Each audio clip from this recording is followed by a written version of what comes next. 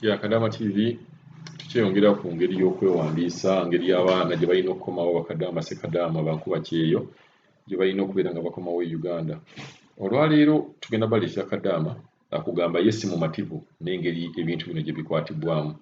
Obumativu bwe agamba okwewandiisa kwennyini tekuli kiriya, yagamba nti okwewandiisa kwennyini yalaba nga waliwo ebintu bye batatunuulira ng'okubeera nga waliwo Bakadaama batamanyi wennyini we babeera oba wennyini we bali, zi location zaabwe.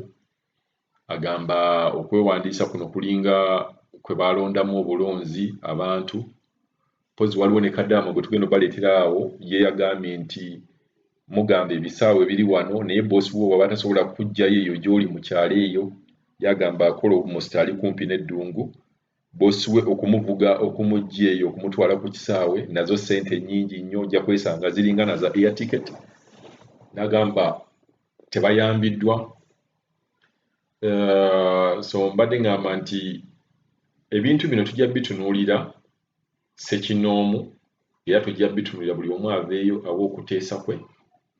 Naye nga ddala bw'oba oyagala kugenda oyinza okusala amagezi agakutwalayo oba engeri gye wagendayo n'olaba ng'ate era engeri gy'ovaayo. Naye ng'ate era oyinza okwesanga ate era waliwo atasobola kuvaayo nga boosi we ye advantage gy'amukozesa okubeera mu kumpi ng'eyo ddungu. Namugamba kati tugenda tutya ku kisaawe. Kitegeera. So kasooke mbawe Kadaama ono yannyonnyola ensonga ye engeri gy'alabamu okwewandiisa kuno, naye agamba nti oba okuddayo kw'Abannayuganda si mumativu. Katunnyonnyola obutali bumativu bwabujja. Mwasuze mutya baganda bange, Bannayuganda bannange, anti ku mawanga tuba Baaluganda. Subire mwasuze bulungi, mwebale gye mutuusaako engalo. Ensonga endeeseeko wano njagala kwogerako ku bino bya flight eby'okuzzaayo abaana. Ekisooka ekimbo by'omutwe kidi kimu. Okuddayo ewaka kulinga kwe balonzeemu obulonzi. Balonzeemu obulonzi. Abamu bagamba twewandiise tukitegeera ku embassy. Omuntu ayinza okuba alina ekitundu ky'alimu oba ekibuga ky'alimu naye ng'ekitundu mw'oli nga tokimanyi, nga ne bw'osaakinga oba mukama wo okulaba ng'okukutakukuta akwekengera. Kitegeera. Bannayuganda abagenda abali mu miyaadi ndowooza be beewandiisa be bazzaayo, ng'ate buli mwezi abaana bamalako contract.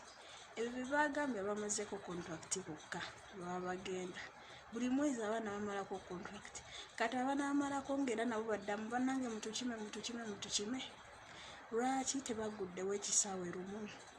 Ne tugenda then ne bagamba nti baweddeyo ne balyoka bakiggala. Mulimu n'abamu nga tukooye naye nga tusobola okwesasulira kaadi. Tiketi ne tugenda. Kaakati ensi eno nene nnyo. Teringa nsi yewaffe. Ensi eno nene nnyo, erimu ebibuga bingi. Waliwo ekibuga eky'e Riyadh kye kikulu, ekibuga ky'e Dammam, ekibuga ky'e Jidda. N'ebibuga ebirala Madiina, Abu Haheil, eyo yonna. Kati omuntu omugambe agende ku embassy. Ogenda ku embassy sigamba nti nobanga agenze wali. Ndi Jidda ngende ku bus station nenye bbaasi. Nga te nayo nina ogigulira tiketi ngende paka ku embassy. Zimbadde nga abagulewo ebisaawe. Kati nga bagamba simanyi abagenda kukima baniina abaliyadi, kati ababeriyadi bokka be beewandiisa. Lwaki tebaguddewo ekisaawe ne bagamba buli omu addeyo eka awulira ng'akooye oba omaze eka buli omu agende. Bwe baddemu baggalewo. Simanyi ate nga mwenda baddemu basindika ennyonyi. Ennyonyi emu yegenda ogenda mu buli nsi. ejje wano egende pikinga abalala egende pikinga n'ensi endala ennyonyi emu tetaaga otangazibwa bandiguddewo ekisaawe lumu ne bamala okulaba nti bantu baweddeyo ne bageddamu ne bakiggala kuba kati buli mwaka buli mwezi ayimini abaana bamaliriza buli mwezi buli lunaku buli mwezi buli lunaku mutusaasire mugule airport ebintu bya tiketi abamu n'esente tebalina nazigenda kugula tiketi bambi nekati mulimu abamu nga tuzirina nga twagala kudda te nga mugala twewandiise kati ndi wala wenatuukira eri newe munaba munsindikidde gundi linki nyinza okuba nga mmanyi nti yes ndi wano nange ekitundu mwendi simanyi nga ne bwengeza ku kisaakinga wa bangi tebalina n'amasimu nga gano kitegeera nga bakwata buno bugundi bupeesa nze mbadde njagala baggulewo olumu tuddeyo olumu wakati ebyogenda nga basunsulamu busunsuzi nga buli mwaka mayimini buli mwezi na buli lunaku abaana bamaliriza era nabo baddemu bakuba emiranga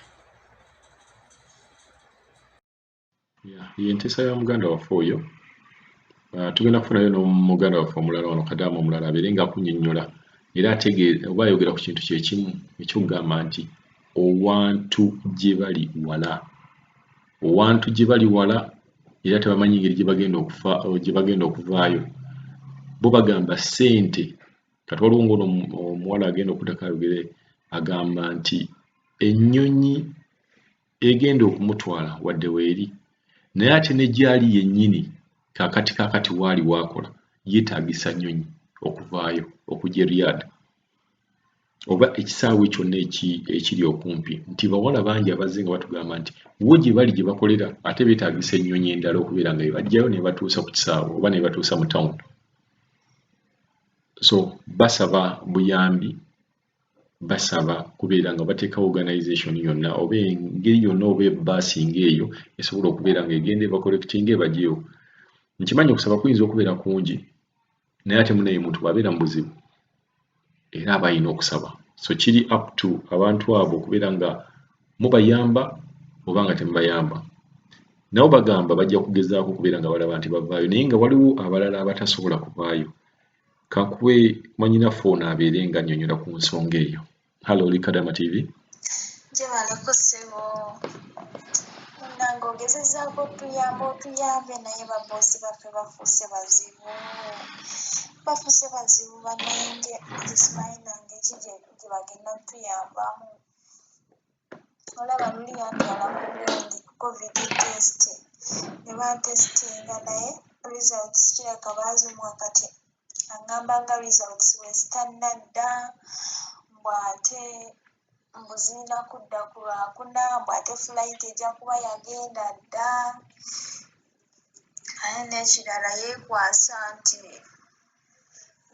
kale feno tubeere eno mu Abaha kati ate bagandoza tugende eri Riyadh kati abeera gamba okuva eno Abaha kutuuka Riyadh wala kale kwegaba binsobedde ngezezzaako nga bwe kisoboka nkubirako n'omwami wa embassy nenjogerako naye kati ne bosi nemugamba kubirako ku embassy oyogereko nabo kyamukisa mubi twogedde n'omwami nga ye tamanyi Luwalabu n'atugamba mutusimaye abaddemu bamukubira enkya mu ssaawa z'okukola osanga wanaabaawo amanyi Oluwalabu n'ayogera nabo kale bannange ebintu binsobedde embassy yandituyambye at least Saudi nnene kati nga gwasobola okwogerako oba nabo kuba kati gwe otwogerera munnange mubagambeko bambi bongezeeko ku airports like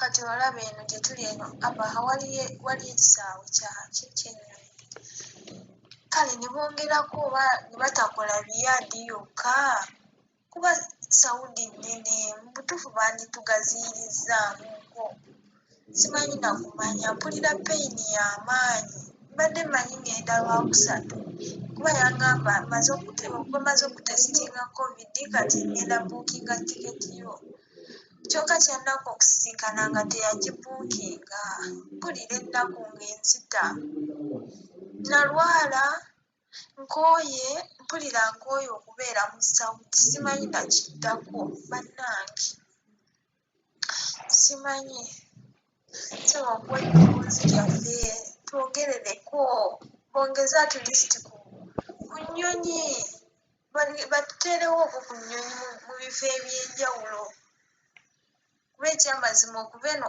abaha okutuuka eriyadi era wala nze mpulira boogerayo abatera okukola kyokugendayo bagamba era wala kubeera sitiru okozesa nnyonyi kati abalabalamu okukolaki okubukingira ennyonyi ekujja wano abaha ate ekutwala eriyadi ate akuteekemu ezikujja eriyadi zikutwala e Uganda gwe Kadaama akuyita atya kiraba kale wallahi bandibadde batusaasira ne bongera ne bagonza mu bintu